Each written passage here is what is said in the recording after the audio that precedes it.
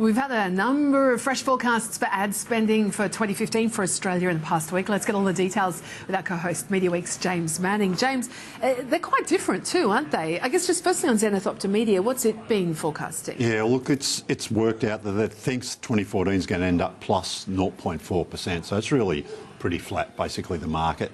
Next year they're thinking, look, it might just get up over 1%, 1.2%, something like that. So I like following that one because it seems fairly realistic. I think there's some stuff around the market from WPP, Group M forecasting, maybe up as much as 4% next year, which sounds pretty high. Look, it'd be great if it came true.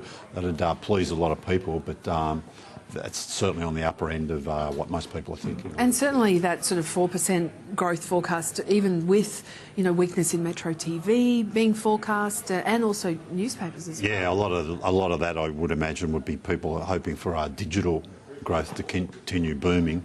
It's nearly half of the market here now, digital. I think in the UK it's forecast to tip over half of the market next year. Here it's still just under the sort of half of the 13 billion ad spend in Australia. It's interesting too because the News Corp Global CEO Robert Thomson was talking about that too, about the ad outlook in Australia and also too the view on the print advertising revenue versus digital. Yeah, he said, look, it's hard to get a good read on how good he thinks it'll be, but he says there's definitely going to be an improvement. They're certainly restructuring to capitalise on any turnaround here. And yeah, he talked about, look, there's still a real place for print, and he's spoken before. I think we talked to him earlier this year, and he said the people are overreacting to digital. There's been a bit, they all got very excited by the shiny new thing, digital, and people are probably now rethinking their spend, what it's actually worth to them. Just on Robert Thomson as well, and some figures out, the AFR annual executive salary survey, and his payback's not bad, is it? Yeah, no, it's not bad. It's still not as good as David Gyngell's, though, who topped it. And that David Gyngell one, you've got to think, look, OK, it's not just his salary. His salary is actually a lot smaller than the money he's getting, but it's all sort of tied in with the float of NEC. Bonuses. Bonuses, incentives, share options, all this sort of stuff. But it's still, it's still a lot of money. And he's 19.6 million, wasn't it? Or? Something like that. It's probably it's a big earn. But again, you could say, well, he's probably earned it. Maybe looked at the forecast for Nine a couple of years ago, weren't good, had a mountain of debt. He forged a path out for them. So. Good on him, I guess. And Robert Thomson was what, number 3? So yeah, he was two of the three were media people. Yeah, but I guess Robert Thomson's remit's a lot broader, of course. News Corp, big global player. Big dollars there at play there. We're always asking you about the streaming video on demand, the latest news, and Seven joining with Foxtel in Presto Entertainment. Just in the TV side, though, it won't be with the movies. Yeah, it's they're still working out some of the fine detail, which means I don't think they'll be sort of launching too soon, but they certainly want to get out before Netflix. So Presto have a movie offering which is 100% Foxtel. They've now got they will soon have a TV offering which is Seven and Foxtel. So, and that'll be 50-50 JB. So it could be a separate offering to viewers. You could just subscribe to the movies, you could just get the TV, or you could get the whole package, which could be a little confusing. So still a bit of work to do there.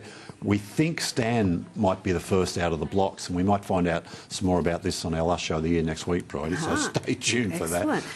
But Netflix still on track for possibly a late March launch, and somewhere in the middle of that we think will be Presto Entertainment. And just in terms of content, because we keep getting deals announced in terms of that. Yeah, almost a deal a day there for those people. I think there's a lot more to come. Look, a lot of it's non-exclusive, so you'll see similar content on all the three big offerings.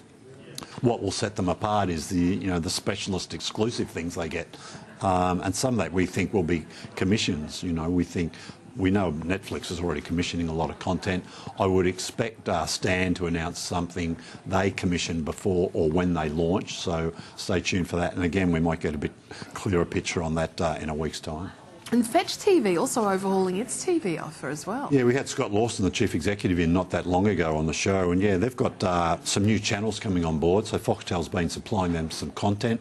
Probably the most prestigious of all those is BBC First, if you like. Quite a new channel, one that's been doing quite well on the Foxtel platform. Looks great, some great content we've talked about before. And they're going to have that from early 2015. So it's a good offer. It's something like $15 gets you into on the ground floor at Fetch TV, so you get a lot of stuff for that. So is this becoming a Foxtel threat? Yeah, well, look, it always has been. You know, they've always been aware of it, and it's just, you know, it's also an opportunity for them, you know, to get some dollars. And if Fetch TV thrives and does well, those people will be paying for their channels, and Foxtel will get a kickback from that.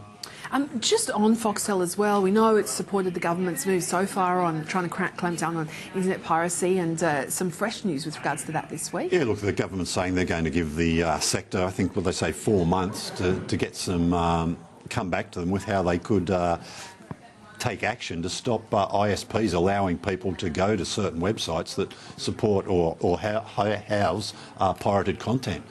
It's sort of a last case resort, if you like. A lot of people are worried about the ISPs, you know, acting as gatekeepers, if you like, in effect, censorship of certain content. But, you know, the other methods don't seem to have worked. So this, see how this one goes.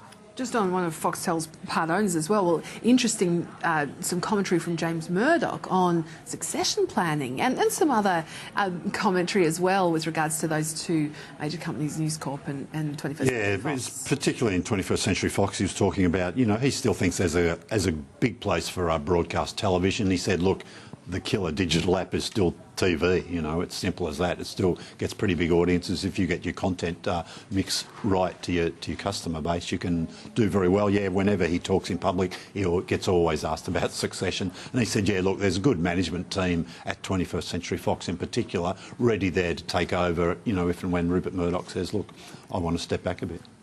Just on to print in particular, and Fairfax Media seems close to announcing the takeover of MMP. Yeah, look, and these stories coming out of Fairfax, so you've got to think they probably got to get a fair understanding what's going to happen. Yeah, Anthony Catalano launched MMP a fair while ago after he ran all the real estate business for Fairfax. He left last decade, set up his own business, teamed up with real estate agents, was proved to be a very smart move. So it guaranteed all your advertising content, all the revenues there. Fairfax bought back in.